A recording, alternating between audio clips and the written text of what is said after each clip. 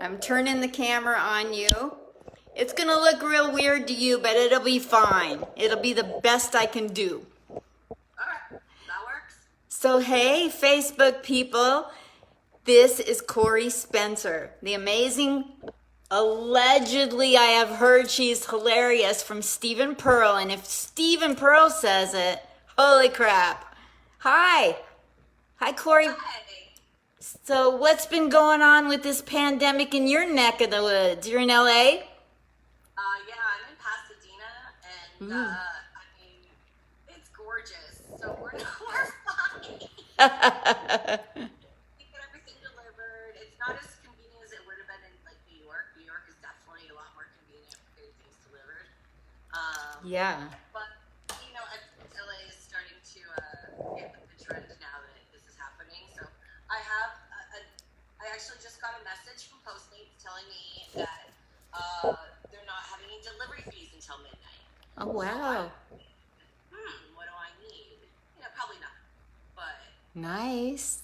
we'll see. We'll see after I drink a couple beers. We'll see what I think later.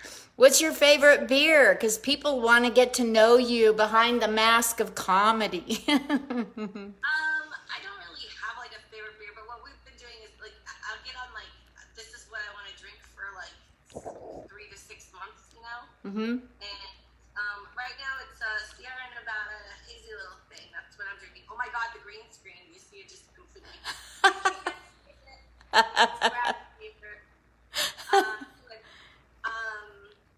I think I want my background after that. I don't.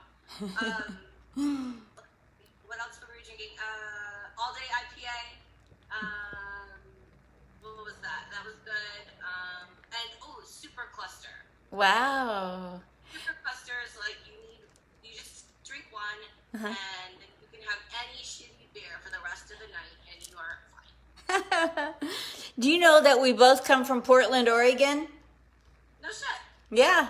I came from the David Douglas area. Where are you from?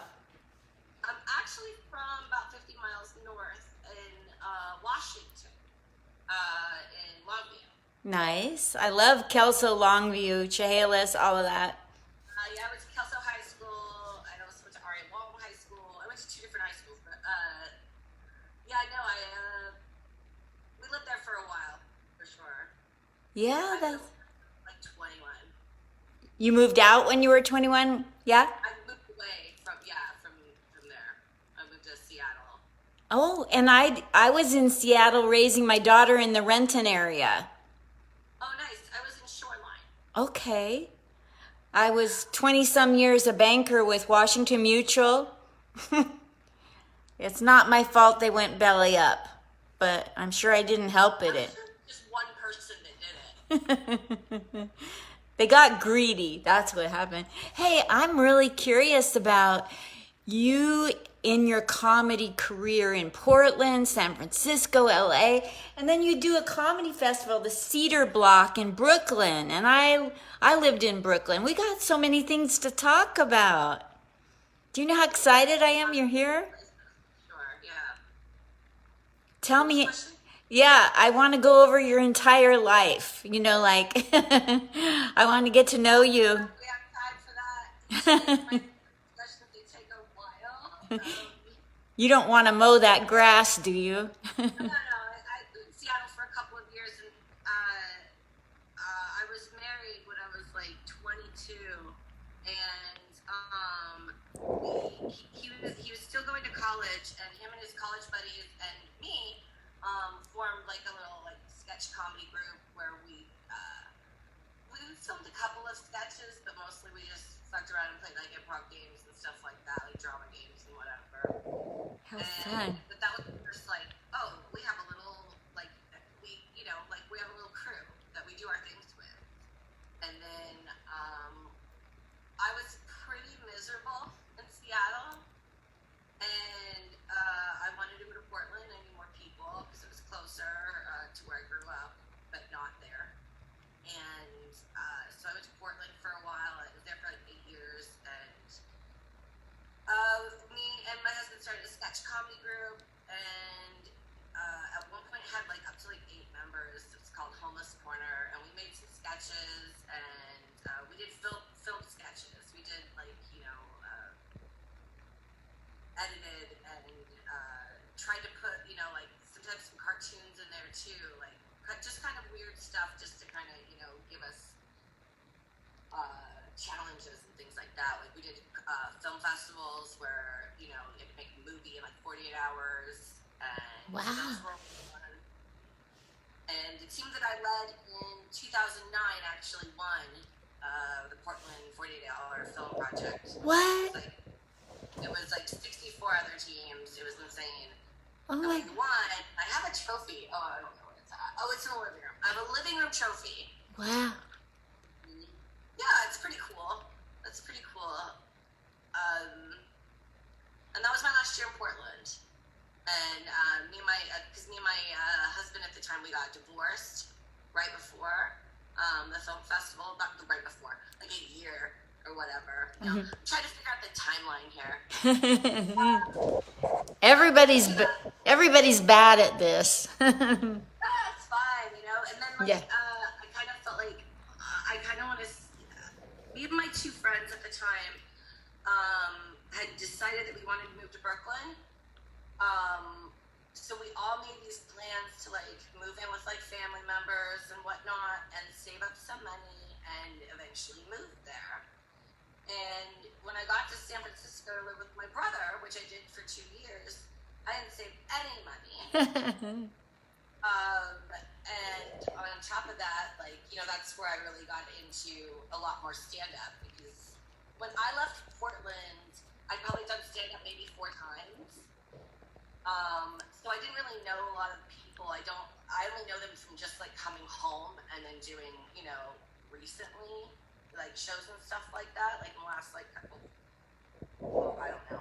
I'm more off comedy than I'm on comedy. That's Yes. the thing. Yes. It's been 11 years, and I've probably actually done a solid 3 years of comedy. Right. Yeah, I've been doing comedy 6 years, and whenever I get my feelings hurt, I'm gone for 3 months. Yeah, it's usually if I don't find the joy in it and I'm not like writing, I don't want to do it. Yep. And a lot of people will get like super depressed and think, well, that makes me a better comic, and not necessarily. I don't think. No.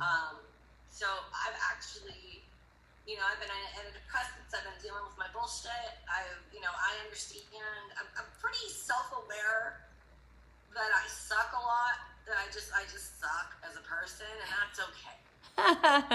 I watch your posts, and I don't think you suck. I think you're honest, and you say what you think, and you're the kind of person I can trust. I can't.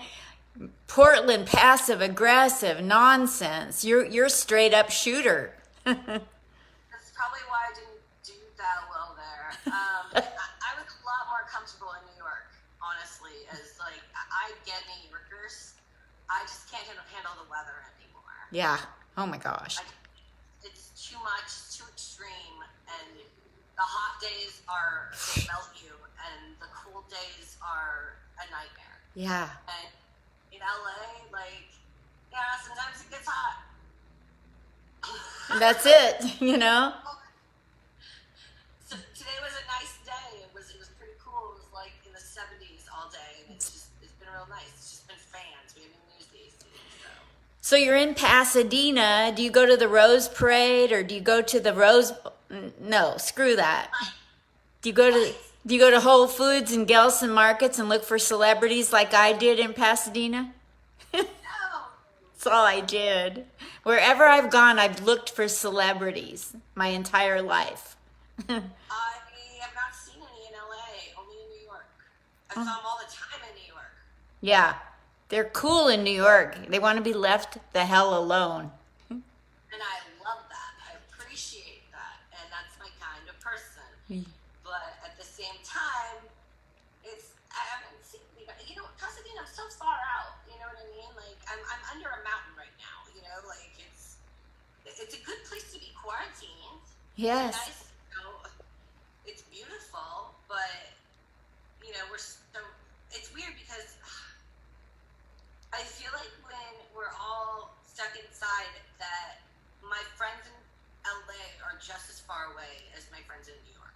Exactly. And that is pretty friggin' cool. Yeah. And as somebody who, like, like, it's so funny because I was supposed to get, like, my temporary handicap placard for parking because LA is a nightmare on my, I have new hip. Um, and so, like, I'm also, like, I have some other shit wrong with me. But the point is I just gotten, like, the approval for it, and then everything shut down, and I was like, I can't even enjoy my freaking handicap placard. I'm pissed. It makes it's like I don't know what do I do. Am I going to park somewhere? Like no, like I don't know. It just really sucks. Yes, I would say so. Tell me about you being in charge of the Cinder Block Comedy Festival in Brooklyn. I got to hear this story. So I got fired. I was working in payroll at in the reality TV network or whatever, and it was like we did the payroll for like Forged in Fire and like the dudes with the pawn shops, pawn bosses or whatever. Anyway, whatever. They're right. That's why I probably got fired. I'm like 2 bus stops away from that pawn shop. Yeah, well, I did their payroll. Fucking cool. Yeah, for like 3 months, and then they were like, they fired me the day after Christmas, and I was already starting the festival because I quit stand-up because I got real sick. Yeah. I have hypothyroidism, and I couldn't find anybody to help me, and I'm still sick with it. I still, it's 6 years later, and they're still guinea pigging me on pills, like trying to figure out what will work to like lower my levels. I got 40 pounds in 2 months. Wow. And then I got this puffy face. So I got this real round face all of a sudden. Ugh. This is where's my normal face? It's in there somewhere. So, everything's puffy right now. Everything's weird, and it took me a really long time to. I'm still not comfortable with it. Yeah. I can't do anything about it. I've dieted. I've gone crazy. I had physical therapy when I got my hip replacement, and I can only do so much to lose weight. And then my doctor tells me, oh, you wouldn't be able to lose weight anyway because your levels are off. So it didn't even matter. Like I could starve and still gain weight or just stay the same. So it's very frustrating. Ugh. And that causes a lot of pain in my body, and it leads to things like hip replacements and shit. So Wow. I was so sick. I didn't feel any joy. I didn't want to write. I didn't want to do anything but sleep and scream and cry and just fight people. And yeah, and my doctor just acted like it wasn't a big deal, and just kind of like he even did like a pat on the head and said, "Well, you look fine." Oh my And I gosh. was like, Oh my gosh. okay, because I went from like 135 to like 185 or whatever, and he's just like, nah, you're fine. And I'm like, Oh my well, gosh. no, not really. We know our own body. And I know when I'm in pain from carrying extra weight, and it sucks because I never had like this big old belly. Now I got like this weird bloated, like pregnant looking belly, which I should use to my advantage. Again, there's nobody to use my advantage on. So you wound up doing this festival in Brooklyn. Just because I couldn't get on stage myself. Wow. So I didn't want to. Comedy is really important to me. I've made a lot of friends. I've made a lot of lifetime enemies. And, whatever. It's just like especially with the festival, because I wanted to first I wanted it to be a women's festival. That was the first move. And then I started thinking, well, there's other people that aren't highlighted as well. And so then that's when it became women, people of color, people with disabilities. Lovely. And I had a person with disabilities reach out to me and say, hey, is like you should include them. And I was like, you're absolutely right, and I did. And so I mean, there were steps in it. There were definite steps in it was LGBT. It was anybody that is added to a lineup to diversify. Got it. Wow. And it's basically a festival of all the token people. Wow. And just to kind of prove, no, we can do this on our own. We actually don't need the majority. And the audiences were a big mix of people, like from all different demographics. It was awesome to see because it was exactly what I wanted to create. Oh, that's Like, great. where people could be honest and make people laugh. And the first year was the year right before Donald Trump got elected, so people still had a little bit of hope. Totally. Election happened, I think it was 2 months after the festival. Ugh, good. I'm glad it didn't happen the same night. But that's when I started getting a lot of, 2015, that's when I started getting, 2016, that's when I started getting death threats. What? Because people, I did an interview with this, it was the Daily Dot, and I wasn't ready for it. And I didn't know I wasn't ready for it, but they asked me some questions about the pricing and like why I made it so it was like 77 cents on the dollar. That's what minorities paid, to submit to the festival. So you could submit to the festival, be a white, straight male, whatever, for $25. Or you can sign up during early bird, which was just designated for those minority groups that I wanted to target. For I think it was like $17.25 or $19.25, and it wasn't that big of a freaking difference. But it's not about the price. No. It was about telling them, hey, you're welcome here. Right. I'm gonna your tape. I'm gonna give you a fair shot. I'm not gonna be like, oh, that person's not like me. You know what I mean? Yes. That was the point. We wanted a variety. And I remember people like messaging and saying, like, what are you gonna do? Make sure there's like 6 Asians in one, or make sure there's a nice little variety. How are you gonna, decide who gets in? And it was very simple to decide, and it was just who was funny. And there were people who did not get in that were funny. But at the same time, the people who got in were funny. Like, they had the tape, they had, and a lot of them were strangers. I'd never seen them before, or even met them. I was adding people on Facebook as I went, as I saw that they got accepted. I was like, oh, well, obviously I need to know who this person is so I can communicate with them. And there was a lot of joy in the beginning, but there was also a lot of, I was on the couch for like a week. Whoa. After all the death threats started coming in.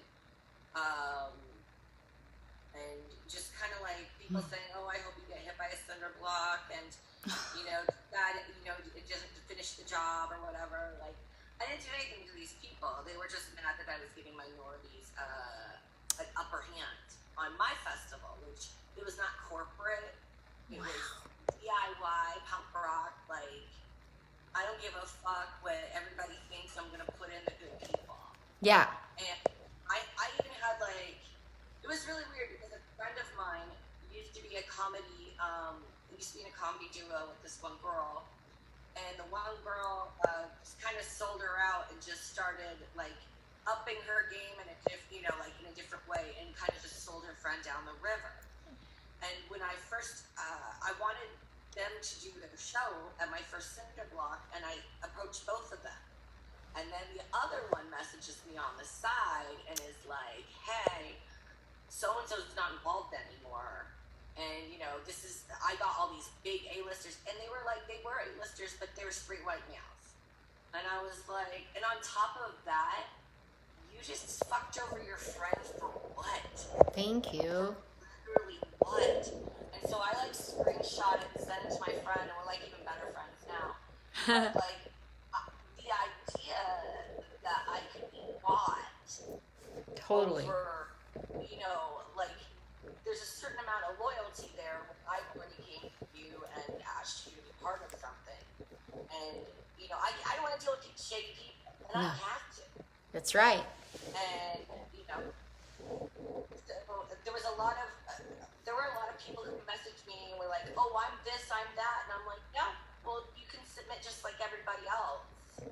Like, I don't give a fuck who you are. That's the whole point." And in fact, when we did judging, I had the first year I had like 9 judges. The second year I had like 15. But the first year it was just like it was pretty easy. You know what I mean? It was pretty easy to see, you know, who was ready. And I don't know. We didn't put any bios in the judges' submissions. All the judge got to see was the video, not the headshot, not the information, nothing. That's It was great. just based on their comedy. That's so great. It caused a lot more work, and I did decline a lot of people that had a name, but so what? Yeah. They can get brought somewhere else. They can get discovered somewhere else just as easy. Yeah. So, What part of sorry, I'm cutting off on a tangent. I just wanted to do things my own way and not in a way that felt like it was tainted by corruption or somebody trying to get something of somebody. Yeah. There's enough of that. Well, people accuse me of that, and that actually, like, I was already emotionally crazy at this point, and I was just pushing myself to really, like, make this the biggest, most important thing of my life, because I felt like I had something to prove. Like, some dude messages me and says he wants to kill me. I'm gonna scream louder. Totally. Keep going. Come get me. What a moron. What a, So that's, one guy, oh my God, one guy, I even looked up, found his address online and sent him a picture of his own house. that's great. Oh my gosh. You know, when anybody tries to bully me, I have to tell them to back off. You know, that's what a bully needs, someone to stand up to him. So good for you. There's no reason to attack somebody just for wanting to make something. No. It wasn't for, who cares if it wasn't for you? There's plenty of stuff that isn't for me. I don't fucking bitch about it. I just make my own. Yeah. I still don't know why I got into the Portland Comedy Festival last year, you know, because like I was probably of all the people in it, I was at the bottom of the interesting ones on stage. But I had so much, That's your perception. yeah. But I had so much fun. But I'm really not a fit for Portland comedy, you know, because number one, I'm old AF, so the young crowd, and I'm not part of the LGBT thing. I'm not going to get up there and fake it to get booked, you know, and I'm not going to appease the audience. I am who I am, and like it or not. Yeah, that's you unique. Do you understand? Like, it doesn't matter if you have any of those, like, affiliations. You are unique because you are a woman who is, I assume, over 40. 69. And that is not common. We're supposed to give up, not start it up. Thank you. Yeah. And we refuse to. So that makes us, we're our own group. We are important. We need to be heard too. That's right. And so a lot of my comedy now is all about how I refuse to be ignored. Just Love it. freaking refuse. No, you don't. Step back. Check my record. Yeah, so I've been having fun in Vegas. I'm so glad I came out for a visit and decided to move here. Have you ever thought of coming? That's where you're at. Okay. Yeah. Have you ever? Let's use that. Yeah. Have you? He's the reason I moved here because he invited me to a birthday party, and I got to meet Harry Basil at Laugh Factory and all them people. And I was like, why the hell am I wasting my time in Portland, Oregon, when there's so much people here that come to comedy are around my age and really want to come and laugh. They don't want to play that mean passive aggressive game of make me laugh. They really want to come to laugh. Yeah. So anyway, back to A couple times in Vegas, just a few, like a little bit. Yeah. And it was fun. It was fun. Yeah. Yeah. So are you planning on staying in Pasadena, LA area? Yeah, I think this is it. I think I'm done moving. Maybe not Pasadena necessarily, but I'd like to stay in LA as long as it's not in the ocean. What part of LA do you like? I don't know yet. It's funny. Before all this craziness happened, I was even during when all this craziness was happening, I was telling my current husband, my lately husband. I was telling him, hey, let's we need to diversify our like loans and stuff like that, like for our credit. And I was either thinking about buying a venue or thinking about buying a house. And in the end, I'm glad that I decided we would buy a house because my venue would be closed down at this point. Oh, isn't that the truth, Corey?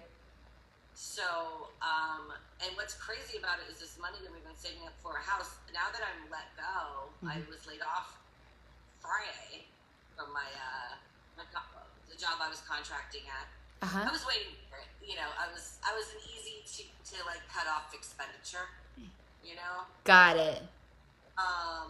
So I was just kind of waiting for it to happen, and it finally happened. So now it's kind of like, well, this house money, which was supposed to also maybe be our honeymoon money. Yeah. We still haven't had a honeymoon. We've been married for almost 2 years. Oh. But now we can't fly anywhere. So it's funny, we had all this money, we turned it into this, and we turned it into that, and we turned it into this, and now it's just kind of bailout money. Right. Now we're looking at it as, okay, now we can pay rent if we're unemployed for a couple weeks, or a month, or 6 months, or whatever. Yeah. We definitely don't have enough to live off for 6 months, but This is crazy the way that it's been going. So, you haven't been on a honeymoon and you've been married how long?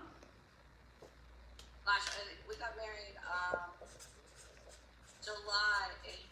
end of July or the end of August. The end of August. It was a surprise wedding. That's why I don't remember. Surprise to you? No, I planned it in like 2 weeks, and we were having a going away party, and we invited everybody to a karaoke bar for our going away party, and it was basically everybody that we knew because it was a small venue, and it was packed with everybody. And I was telling some of my friends, I'm going to propose. And that was the big rub, was like, oh, Coree's going to propose tonight while after karaoke, like with the mic in her hand. And so some people were kind of like, oh, that's so cool, and blah, blah, blah, and they were getting ready for it. And instead of that, I turned to him, I said, Alex, will you buy me my next beer? And everybody was like, what? And then literally probably 10 seconds later, we played Prince, Let's Go Crazy. And you know how in the beginning, it's Dearly Beloved? Yep. Our friend Carlos came out, and that was his song, and he stopped the song and married us during the song. And the karaoke bar was in on it and everything, and our friends freaked the fuck out. They were not expecting it. The whole ceremony was probably about 20 seconds, and then we all just kept partying. That should be the length of a ceremony. So that's kind of why I don't remember. But it was definitely 2 years ago at the end of August. Nice. So if somebody wanted to donate to your honeymoon fund or to help you, do you give out your Venmo or Cash App or PayPal? What's my name? What? It's my name, Oh, Corey Spencer. got But it. I don't know when we'll be able to travel. So Right. we'll set a honeymoon account. If you would like me to have a hot meal, no. So you're kind of close to Lake Arrowhead. If you're in Pasadena, it's just up the mountains. It's Okay. a beautiful destination spot for a honeymoon. It's away from people, and you have a view of the entire south area of of LA. Gorgeous. I mean, we're away from people right now, but I get it. You got me on that one. I think what should happen is when we're ready to have a honeymoon, we just have a big, huge orgy. I was gonna say that too. That's fluids everywhere. Just like, paint in the wall. I've been working on a joke. Yeah. I've been trying to work on this joke about my mother because she was loose as a goose when I was growing up, and I'd trip over, like diaphragms and stuff. Used one, yeah. No shit. Ew. And then I want to make the joke where, and then I went to choir class. I'd wake up and there'd be leftovers of all these parties, diaphragms. And then the teacher would say, "Come on, you guys, sing from your diaphragm." And I'm like, whole nother vision. I don't know how to say it on stage, but one of these days I'm going to come out with the diaphragm joke. Have you talked to your therapist about it? Because usually therapists have a good rub on, here's how you should say it. No. Yeah. I Uh, always go for, letting them know, here's my joke, what do you think? No. I used to tell all my comedy to my shrink. Have you done it like a whole set for her or him? No, but I have given one of my I almost said shrink. I'm like, I don't play shrink. One of my therapists, I gave her not an advanced copy of my book, but I let her look over my shoulder while I showed her my book. Wow. And my book that's coming out in September is What's the name of it? it's called I'm Not Okay, You're Not Okay. I'm not okay, you're not okay? Yep. Love it. And it is an activity book. So there's coloring pages, there's crossword puzzles, there's word finds, there's bingo, and it's all centered around, just kind of being depressed, not being able to leave your house, having, panic attacks, depression, anything that people call mental illness, but it's really, really common. I mean, I even have pages there where we talk about the stages of breaking up, because that's depressing too. That's a temporary depression, hopefully. So yeah, it's dark. Cool. It's guaranteed not to help, and it's co-written with my friend Emily Nyland. She is an amazing artist, and I met her at a party, and actually at the party, her boyfriend at the time was telling me that my festival was sexist and racist towards white men. And I was like, are you fucking serious? And his girlfriend messages me and is like, hey, I think you're cool. I broke up with him. If you ever want to hang out, work on a project together, I'd be in for it. Because she liked my festival.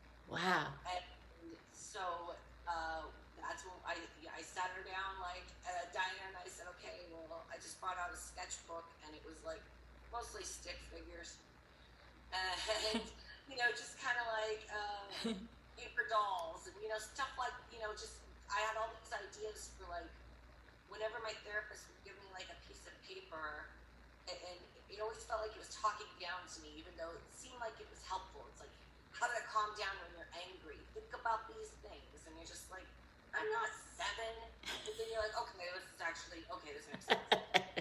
And so I wanted to make sarcastic versions of those that didn't talk down to you, that were it's okay to not have a good day. Yeah. It's fucking okay. Celebrate it. That's been my new mantra this whole quarantine. It's okay to do nothing. Yeah. It's absolutely okay to do fucking nothing. If you're panicked and if all you can do is just survive, good. Do it. It's like I get tired of these comics giving advice like, it's a pandemic, you better come out of this with some better jokes. Like, shut up and live your life. Yeah, a lot of people can't focus right now. That's right. A lot of people aren't having right-worthy sessions because they're seeing the same shit. Yep. And it's hard to rewrite Groundhog's Day. Thank you. Yeah, write a sequel to Groundhog's Day. Yeah,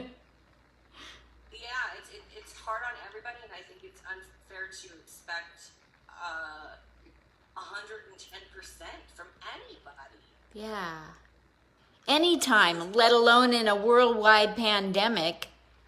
Yeah, and I think that we need to be kinder to ourselves, and I'm also speaking to myself. I think we need to be kinder to ourselves and remind ourselves that, it's okay to just wake up and crack a beer. Thank That's you. okay. Just get through your fucking day. Imagine. Remember,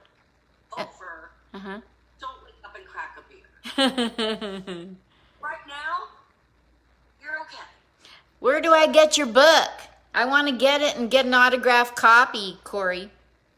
My book is coming out September 8th. It is published through Abrams. It's going to be through one of their imprints. It's about 150 pages long. It's going to be about $15 from what I saw on the back page. Are you taking pre-orders? We have a mock-up they made. What's that? Are you taking pre-orders? Not yet, but we have a meeting in 2 weeks with all of our marketing people to figure out what the strategy is on this because we as a group, our publishing house and me, Emily, we feel like people need to have this book. Yeah. At least access to this book, maybe as a gift or something like that. And you don't have to be depressed to use it. You just have to understand that it's okay to be fucking sad sometimes. Thank you. Thank you, man. I wish I'd have had somebody in my life growing up, because my parents went through the frickin' Holocaust. They were out to lunch most of the time.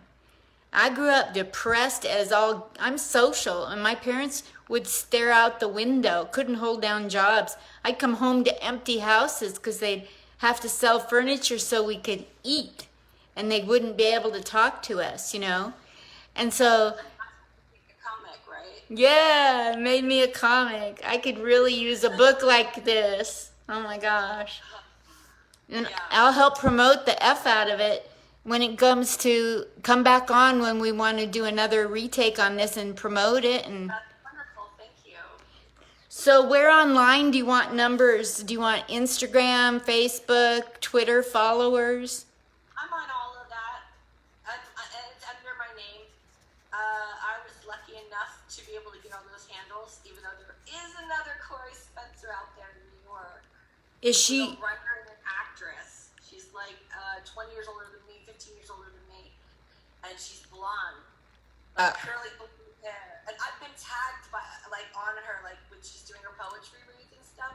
Someone will tag my name to it. And I'm like, that's not me. That's like Coree Spencer. And I was living there for 6 years. I never got to meet the Coree Spencer, the one with the goatee. Mm-hmm. Evil Coree Spencer. There's Linda Smith at Caroline's in New York. She's in charge of new talent.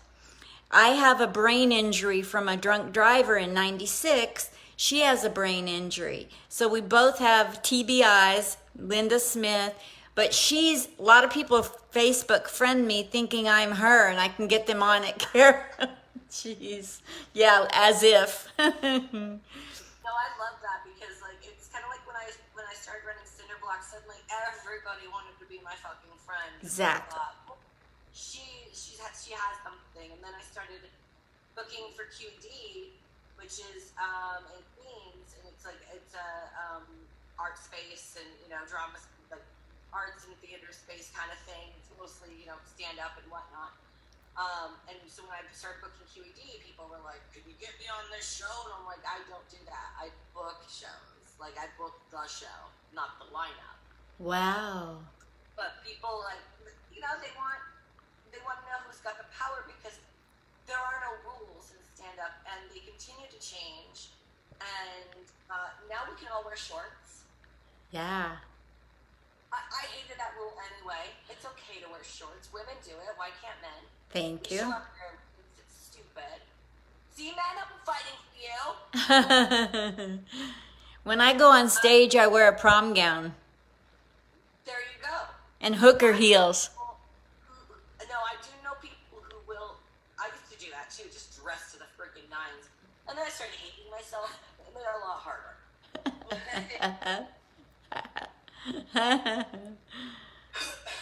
Well, you've been so awesome to let me interview you while you're in the middle of a bunch of wet grass.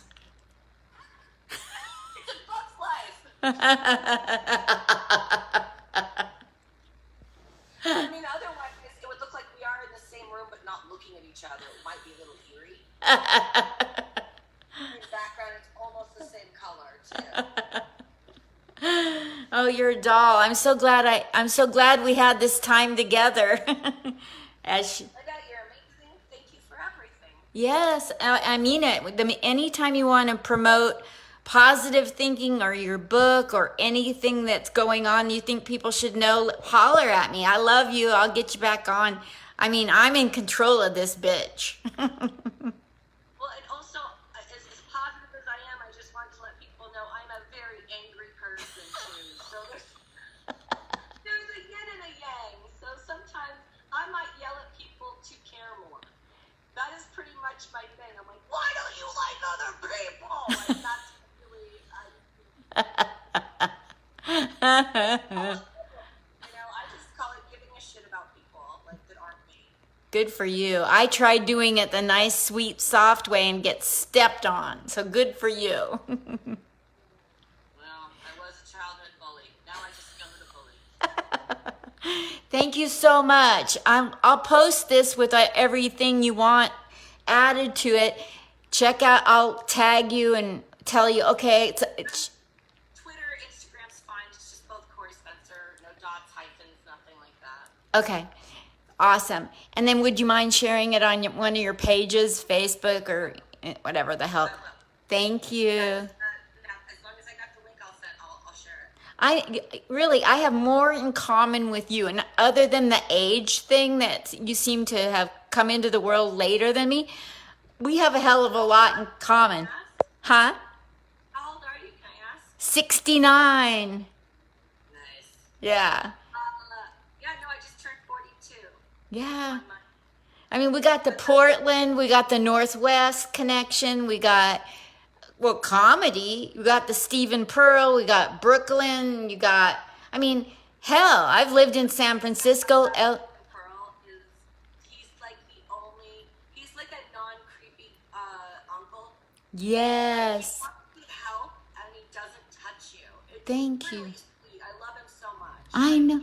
He's like, He's never been. never. And I hate to say it like that, but like, No. we do shows together all the time, and he would take me, he'd get booked, and be like, "You have to bring Corey Spencer," Yeah.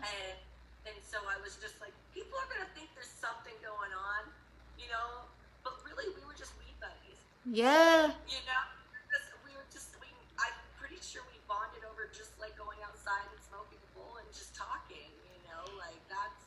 And we have a very similar one-lining kind of thing going on. He's just more hyperactive, and I'm a lot more. I control myself on stage a lot better than I do in real life. Got it. Wow, I gotta see your comedy sometime.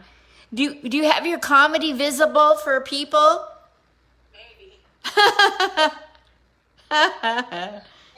Maybe it's on YouTube. I know that there was some rooftop comedy gigs and stuff when I did San Francisco Sketch Fest. There was some stuff up there from that, and it was like, but that's like 2013, so it's a while ago. But Cool. it's still representative of who I am, I think. So that's good. Cool. I changed my voice. Awesome. Well, thanks for your time. Are you exhausted from this interview? Well, what's funny is I called my mom. Mm-hmm. I called my husband's mom. I called my husband's grandma. And then right before this, I had a video chat with like 8 friends from New York, and we were playing games. Wow.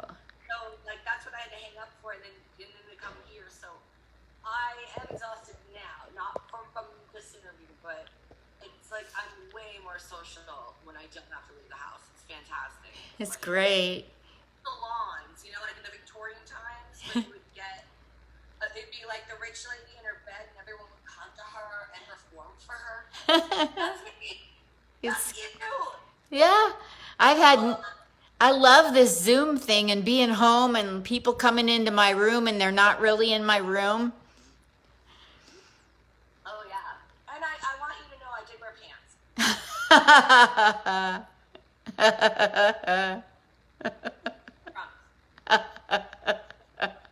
Promise. Thank you, Corey Spencer. You're so awesome. Thank you. Love you lots. Holler back when you want to come back. All right, bye-bye. Bye. She's a doll. And funny. I love her.